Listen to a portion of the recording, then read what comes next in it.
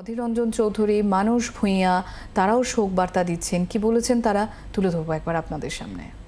দীর্ঘদিন ধরে বাম জমানায় বাম শাসনের বিরোধিতা করে আমরা রাজনীতি করেছি। সব শেষে, দিনের শেষে কিন্তু একটা কথা আমাকে স্বীকার করতে হবে, একটা রাজনৈতিক ব্যক্তি যে তার গোটা রাজনৈতিক জীবনে কখনো সততা থেকে বিচ্যুত হননি, তার রাজনৈতিক নিষ্ঠা থেকে সরে আসেননি।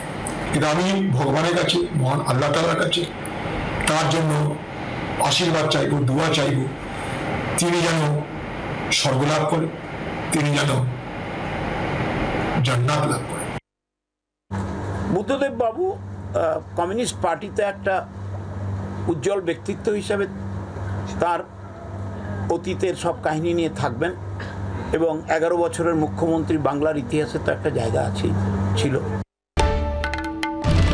বাংলার আওয়াজ, বাঙালির আবেগ, জি 24 ঘন্টা।